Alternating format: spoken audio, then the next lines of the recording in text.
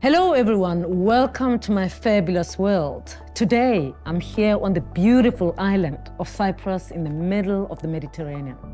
Cyprus is a small, vibrant nation with a population of 1.2 million people. That's like 4 times smaller than Cape Town. The country is a member of the European Union, and given its beautiful climate, strategic location, regulatory environment, and favorable tax laws, is fast becoming a hub for many different technology companies. In a world of finance and markets, Cyprus has already established itself as a capital for companies offering retail trading of currencies, stocks, and commodities. Hundreds of such companies from all over the world have established operations here during that time. And I'm here to learn more about trading from the industry titan itself, Exness. So you may be wondering, why did I choose Exness? Well, Exness is a respected broker in Africa with offices in Cape Town and Nairobi.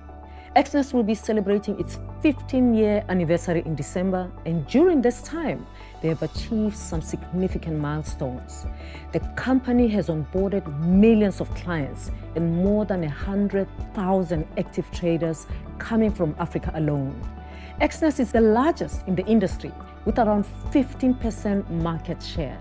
And my guest for this 3-part series is Damian Bunce. He is the Group Chief Customer Officer at Exness and a member of its executive team and the former Chief Trading Officer of the company.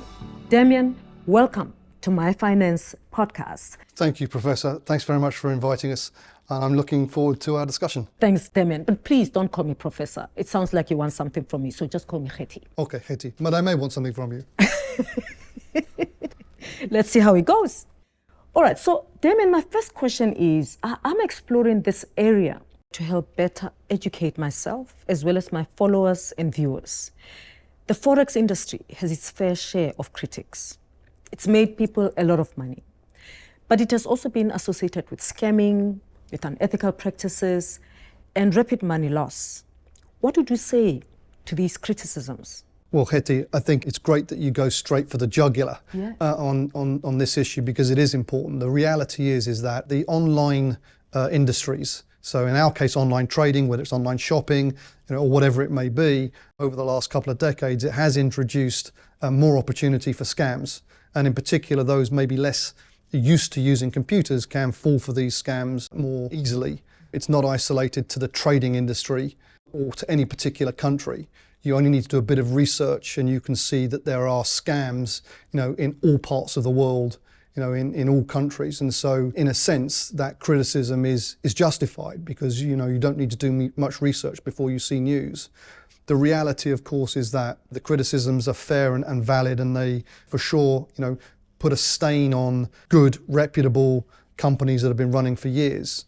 But I think it's important to understand that we are a 20-year or so industry, and many of those activities, whilst unfortunately you can't eradicate them, they will exist probably in some guise for the future.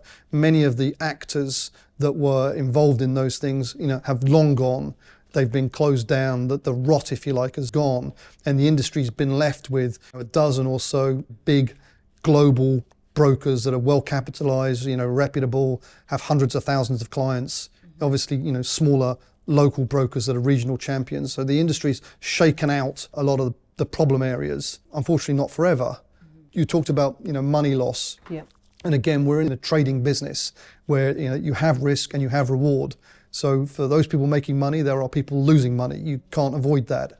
I think that probably the criticism relates to leverage. If you take too much leverage, you can lose money quickly. And that's really one of the criticisms in the industry. And again, it's fair, but it's about educating yourself on, what are reasonable leverage limits and what are your risk tolerance for losses. Yeah. So Damian, if I want to start trading, but I'm concerned about which broker to choose, what should I look out for? How will I know which one is correct? What questions should I be asking? Well, I think whether you're booking a holiday, if you're going to spend money, you need to do some research. Yeah. And generally, a good starting point is to check in with people you trust that have traded with brokers and have had a good experience. And by good experience, it means they've made money, they've withdrawn the money, their customer service is good, the platform's stable. So that's your first sort of scanning Secondly, I would suggest that individuals go to the company websites. Doesn't take long to analyze, what are they displaying? Are they showing you figures? Are they showing you their traded volumes? Are they showing you the amount of withdrawals that are taking place? Do they show you where they're regulated? Do they give you the option to download financial statements, financial reports? Can you see, for example, the name of a high-profile accounting firm auditing their numbers? These are sort of spot checks that you can do. Contact the customer services department, ask for these kinds of information. So that would be sort of like the second scanning. And then I think obviously you can go to broker comparison websites, find out about what are people saying about this company. And on that basis, inform yourself, and then obviously start small, put in a small deposit, make sure that the deposit and the withdrawal process works effectively. If you don't have any steer on the industry at all, there's no compass, it's a bit of a minefield because there's a lot of brokers there. So do your research would be my suggestion. Good advice to people at home that you've got to do your homework if you want to be a trader. There are people out there selling get-rich-quick schemes, and everyone wants to get rich quick. And these are not ethical practices, but everyone knows there is no such thing as that. But presumably some people are successful in trading. What makes a successful trader? Well, there is no such thing as a get-rich-quick scheme, otherwise we'd have all found it. Yeah. So your viewers need to be aware if it seems too good to be true, then it generally is. Yeah. But as far as, successful traders, of course, there are hundreds of thousands of successful traders, all over the world. And when I think, or at least in my experience, those that I've met that, consistently make money, obviously everyone loses money, but on the whole, over the long run, make money, they tend to, and again, I'm generalizing here, but they tend to specialize. For example, if they're trading foreign exchange, they tend to specialize on trading 1 to 3 currency pairs, not 15. Okay. And they really understand the market and the currency. So in South Africa, for example, many traders are trading the rand, and they're trading the rand against the dollar. Clients specialize in commodities. They specialize in gold. They specialize in oil. Maybe they specialize in US indices or something like that. But they don't tend to specialize across the full spectrum because there's just too much information to consume. So those that sort of have specialized in a particular asset class, and maybe a subset of that asset class, they understand the impacts that global events have, on their trade. So if you're trading gold and a bomb goes off in a part of the world, there's a good chance it could have an impact on your position. And a successful trader just intuitively understands what's going on in the markets around them and how that impacts their trading. And that's true across, at least all industries. So these are things I see in successful traders. They're focused. They understand what time of day is most liquid, when's illiquid, when news occurs, what's the impact of the asset they're trading? Is it going to be a likely big drop or a big gain when markets open and close? Just simple things like that, but they understand their asset very well. And then secondly, it's about cutting losses. So understanding when the trade's not going in a direction, cutting the loss and walking away. Close the laptop, come back, follow your strategy the following day. So discipline, mental strength. Those are the sort of traits that I see of people that are successful traders. Okay, let's talk about leverage. Exness offers leverage to its customers. This allows them to open big positions, but also leads to liquidation and more money loss. Is leverage an ethical product?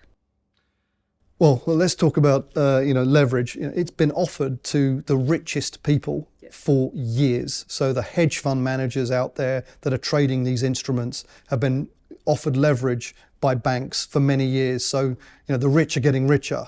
Leverage being offered to retail is pretty innovative. It means that someone that doesn't have the funds to purchase expensive products like gold and oil can now participate in trading. So in some respects, you could argue that it's democratizing access to markets. But it's important to understand that if you trade with a large amount of leverage and you get a negative market move, because you don't have the equity, if you like, to support that position, then there's a chance you'll be liquidated. And of course, anybody that's gone into the market, taken on a trade with a lot of leverage and expected it's going to bring them huge profits is going to be disappointed. That's a reality. What we see is our clients are generally very educated. They understand what leverage levels are reasonable, and then they trade according to that. So I don't see anything unethical about providing leverage. What I see as unethical is brokers or influencers or anyone explaining that leverage is the way to get rich and the way to make money. It's not, but it is definitely a way to access more expensive products. Okay. All right. What are the most popular trades on the Exness platform? Well, we are, a big commodities house, shop, whatever you want to call it, broker. And so a lot of our clients, they like to trade precious metals, in particular gold, silver as well, a bit of platinum. But gold is a big product for us globally. Obviously, it's a huge market. A lot of our clients trade in that instrument. Energies, in particular, oil is another popular trade. In crypto, we have crypto fans. I'm sure many of your former students know about that industry. For us, it's largely Bitcoin and Ethereum, which is, I think, quite common across the industry. And then in foreign exchange, most of our clients, we trade everything, but most of our clients, or the majority of our volume, is in FX majors, so the major currencies, so euro, dollar, yen, pound, and US indices, US indices is another one. All around the world, the US tech market, as you know, has gone crazy. Companies like Apple and Google. And so trading US indices to get exposure to the US stock market is, again, also a popular trade with us. Great. Now let's talk about crypto, which has been much spoken about. People who have made money out of it, some who have lost money. We hear a lot about crypto all over. What do you think of its future, and why is it becoming so popular in some parts of the world? Look, the crypto industry is in the early formation stages. Whilst even people like my mum have heard of crypto, which means it's reached the outer stratosphere. The reality is that crypto as an industry is still in early formation stages. And during the early formation stages of any industry, you have bad actors that put a stain on the industry, as I mentioned earlier on. So in the case of FTX, it's a huge fraud. It created a big industry noise around crypto. Luna stablecoin was another example. And there are many that have put a sort of a bad stain on the industry. But the reality is that underpinning crypto is the blockchain technology, and blockchain technology is increasing in prominence, in usage, in sophistication, and there's no question that that's a highly innovative solution that definitely is future-proof. And we're seeing more and more companies using blockchain. So at Exness, for example, we're big believers in crypto. We develop our payment systems, our trading systems to support crypto, and we see there's a long future for it. Now, as far as the big world, and what I mean by the big world is the corporate world, the institutional market. So crypto is very, very retail oriented, but the big world, if you like, is also adopting it. So BlackRock, for instance, filed with the SEC to create a Bitcoin spot ETF. That's massive news. BlackRock is the world's largest asset manager. It manages pension funds for millions and millions of people. So when a company like that, in fact, the CEO went on record, when a company like that says, well, we want to be in the Bitcoin space, then it has huge ramifications for the retail community. It legitimizes it. It means that regulators step up and say, okay, we want to take this more seriously. So that was a very big move last year. The second thing was EDX, a crypto exchange in the US, with companies like Citadel and Virtu powering the liquidity there. These are the world's largest market makers in the institutional space. And so when they signal, willingness to provide liquidity, and then you have the asset management side signaling a willingness to invest, you've got something very meaningful. And I think that's a trigger for massive changes and massive acceleration over the coming 5 years. Wow. Well, Damian, thank you so much for educating us today. I hope my followers and everyone at home, I hope you learned much from this.